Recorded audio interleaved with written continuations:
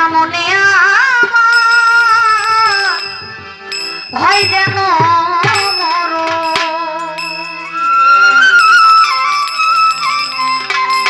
যৌবন থাকতে কোনো মানুষ ইবাদত করলে সেই ইবাদতের সওয়াবটা আল্লাহ পাক কত লেখে সেটা জিবরাইল আলাইহিস সালাম বলতে পারেন।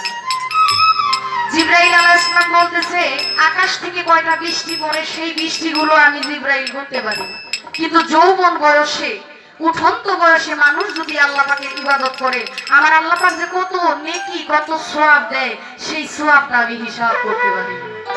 তার জন্য যৌবন থাকতেই আমার দয়ালের কাছে তাওয়াক্কুল করতে হবে, তার কাছে সমর্পণ করতে হবে, সময় থাকতেই আমার আল্লাহকে স্মরণ করতে হবে। তুমি রাখো কি বাবা যা ইচ্ছা করো, রাখো কি বাবা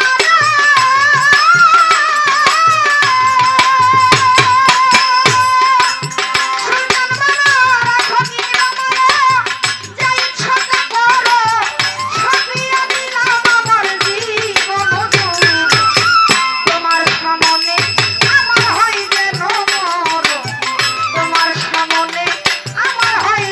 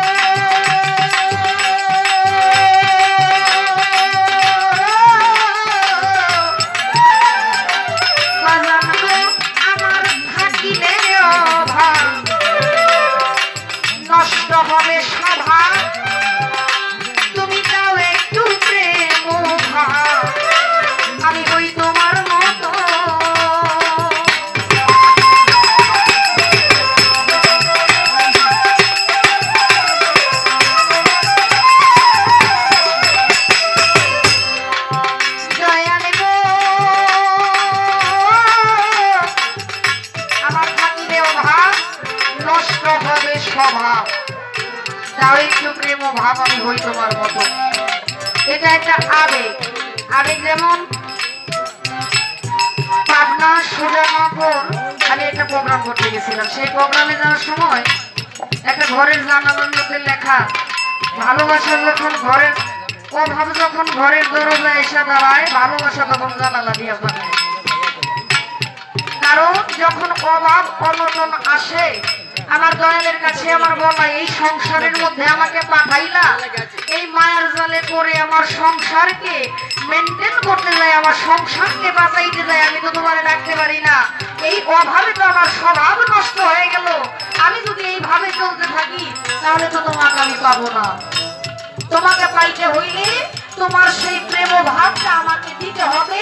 তোমার সেই প্রেম ভাব যদি আমার ভিতরে আবির্ভাব হয়, তাহলে আমি তোমার দর্শন তাড়াতাড়ি পেয়ে যাবো, আমি তোমার মতো হয়ে যাইতে পারবো। কেননা মনসুর হেল্লাস আমার প্রভুর দর্শন পেয়ে হুজদের দমনিকা মারে কদম সবর দে গান খেলেন জানাম জমান মোরাকাবা মুশাহিদাবু ফাশশাকাবু আইনা ফানা ফিশে ফানা বিরসুলে ফানা বিল্লাহ বাকা বিল্লাহর স্তরে যে আমার আল্লাহর জাতের সাথে অ্যাডজাস্ট হয়ে গেছিল।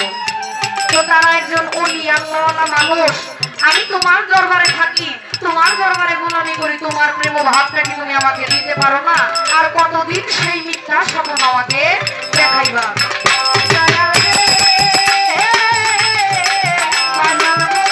আমার থাকিলে নষ্ট হবে সভা